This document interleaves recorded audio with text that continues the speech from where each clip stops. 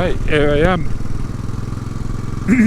I'm on Bertie, yeah, and it's not a Monday mutter or a Friday mutter, no, just a mutter.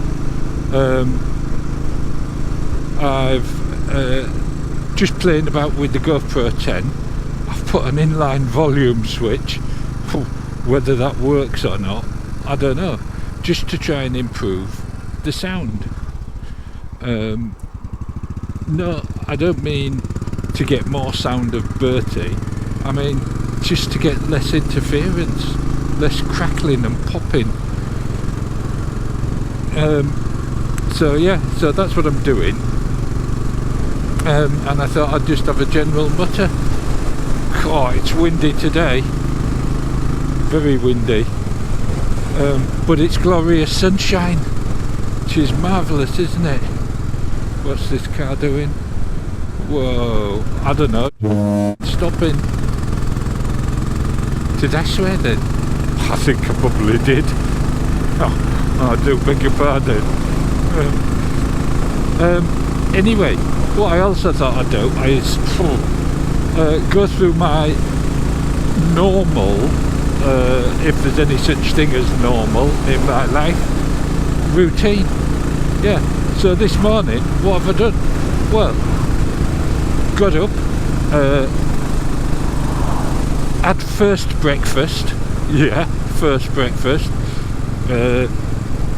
taken Mrs. TAYM a lemon and ginger tea, yeah, and then, I know, and then gone off for my morning run, yeah, met my mate, go for a run. This is, you know, well before 6 o'clock. And then meet Mrs. TAYM at the stables, and we get the horses done. Get them turned out, fed, hayed, mucked out, and get home, showered and changed. Watch a few videos, this and that, look at Instagram a bit, have a chat with Mrs. TAYM, and then I'm on my way, yeah, to work. Now I'm going to work. It's about a 15 to 20 minute journey, depending on which way I go. If I'm in naughty boy mode, I can do it in under 10 minutes. I know, that's ludicrous, isn't it? But there you go. That's the advantages of having a motorcycle, isn't it? Particularly when you get into the traffic. Yeah. Most of the time I'm very sensible. Yeah. Sometimes I'll get to lunchtime, if I manage to get lunch, I treat myself and get out for a ride, yeah, on the bike. I know, I can't get enough of it, but I find it helps clear my head, yeah, or finish work, anything between 5 o'clock and 8 o'clock, I know, at night, and then I have to do the horses. If Mrs. TAYM hasn't done them, sometimes she'll get them all sorted out, and in summer we'll go for a ride after work, yeah, because it's still light. Marvellous. And that's the week, and it's pretty boring, isn't it? And that's why we do the Monday and Friday mutters, to help me and you get through the week.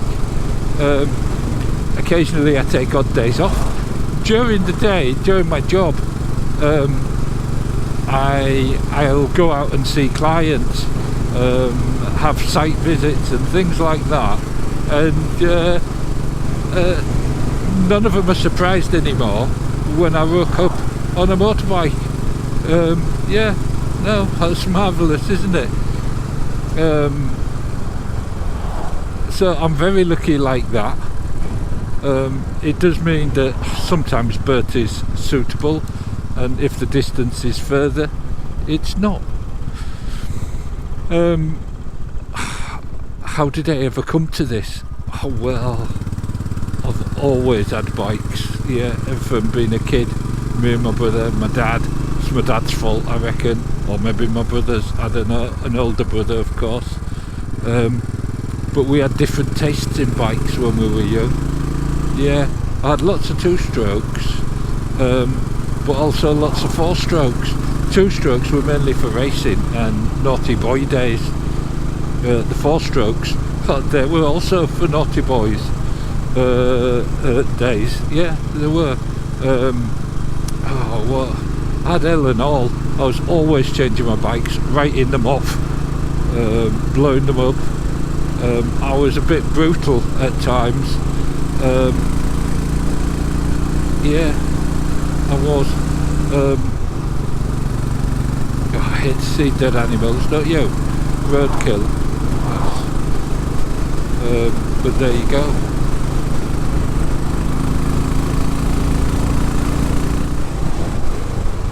Yeah, back in the 70s and the 80s, I wasn't big into photos at all.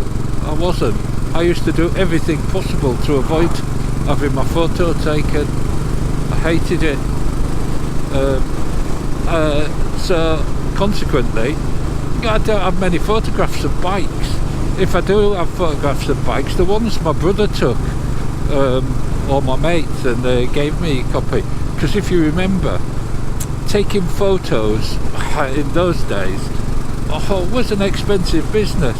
You had to buy the film, you had to have a decent camera, and even then half of them wouldn't come out.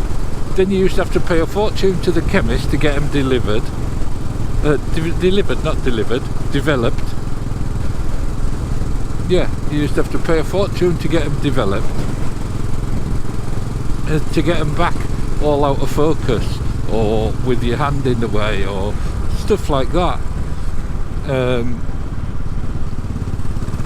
I just didn't have the money. I'd rather spend any money I had on bikes. I used to change the oil regular as clockwork. Yeah, if I went out on a weekend and thrashed the pants off my bike, I used to service it. I did on the Sunday. I'd service it Sunday afternoon. Very often I'd have a bike stripped down Monday night, and I needed it for work the next day, so I'd be working till midnight to get it all back together. Yeah, I know, mental. It got more tricky as you got older, and once I was out of the little two-stroke stage, it got more difficult with things like the GSX 1100, you know, stuff like that. Became a different ball game, but of course they were more reliable. The problem with those was the carbs going out of balance. Not as bad as the Hondas. I had some Honda 4s and the 504, and that was a pig to get set up right.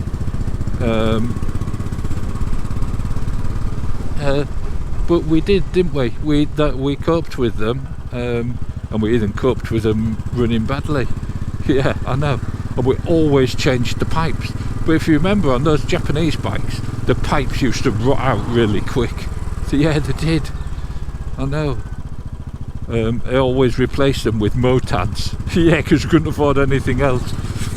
Obviously, the pipe of choice, if we could afford it, was Yoshimura. Yeah. Put a Yoshi on it. Or a Piper. Yeah. On the two strokes. What was it? I can't remember. I got it wrong the other day. I can't remember. But look at everyone trying to dodge the blooming potholes. Oops, I didn't manage to dodge those, saw them too late. So in the 90s I became a lot more stable. I had I had bikes and I kept them for a long time. A couple of Triumphs, a couple of Suzukis, TLs, and I had a Triumph Trophy. The first ones that looked sporty, they didn't look, the ones they made after mine had a great big scooped fairing at the front. In fact, I think they made those for quite some time. But anyway, mine was, it wasn't a triple, it was 4-cylinder. And then I got a Daytona. Yeah, Triumph Daytona, big one. I can't remember, was it 1,000 or was it a 1,200? I can't remember. But that was a beast of a bike, went like hell. And I had that for ages. And I was going in and out of Cambridge, and it overheated one day, and I thought, oh, bugger, I need to get rid of this. It had only done about 32,000 miles by then. And I did. And I got rid of that in, I don't know, 2005, something like that. 2000, I can't remember. Anyway, I got rid of that. I had a GTR, Kawasaki GTR, yeah. And then I gave that to my brother, actually, yeah. And I bought a V-Strom, yeah, the 650, and did hell and all miles on it. Got that from Orwell, yeah. It went for 45,000 miles I did on it, and it was just marvellous. And since then I've had another V-Strom, I had a Ninja, I had, crikey, the T120, and then, you know, and we're sort of up to date, really, I think. Z900, don't forget the Z900, yeah. But as kids, I can't remember all the bikes. I had a Gamma, X7s, few X7s, an RD for a very, very short time. Didn't get on with it after I was spoilt with the Suzukis, you see. I thought the X7s handled far better. LC, that wasn't too bad. Yeah. So, we've got a massive queue. Giraffe's going to be livid. So, I'll get my visor up. See if this old fella... I'll tell you what I think's really wrong with this old fella there. It's the bloody traffic and having cars parked that close to him. Yeah. But there you go.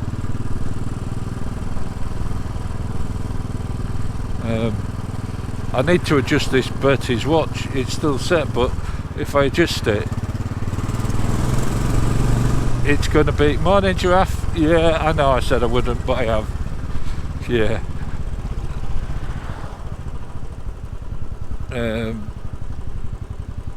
If I adjust it, it'll be time to reset for British summertime.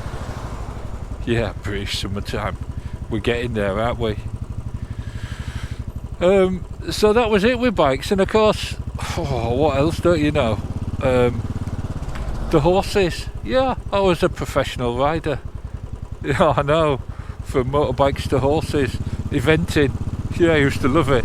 Galloping really fast cross country over big fat fences. Dare I chance it? I'm gonna.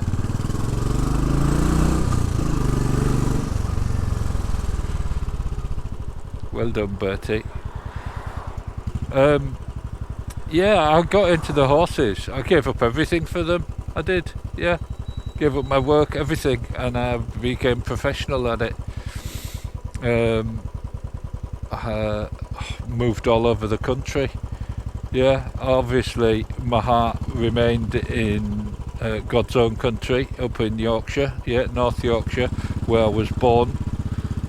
And I have actually lived just about everywhere else except Wales and Scotland. I nearly went to Scotland, nearly went to live up at Inverness. I know. Could you imagine that? That'd be a long way to go to Haywoods, wouldn't it? But I do love my horses. And after the eventing, turned out I had even more of a talent for the dressage. I know, dressage. But that feeling, that connection you need with horses is very similar to what you need with your motorbikes. Yeah, you can get by. There are lots of people who ride horses, have no feeling at all. They think they might, but they clearly don't. And it's the same with motorbikes. People get on. It is a machine, they treat it as a machine and they expect a lot from it. But you need more than that with a motorbike. You need connection with nature and physics, understanding how things work. And I don't mean how the engine works, that's handy. I mean how your tyres stay stuck to the floor, why you don't float off, why you don't slide round a corner, or why you do slide round a corner. They're all important, I think, anyway. And that means you need some sort of feeling, some sort of connection between you, the machine, and your environment. And if you don't have that, if you don't think and feel, that's when you come a cropper, isn't it? So anyway, that's my little mutter on TAYM. Yeah, I'll catch you later.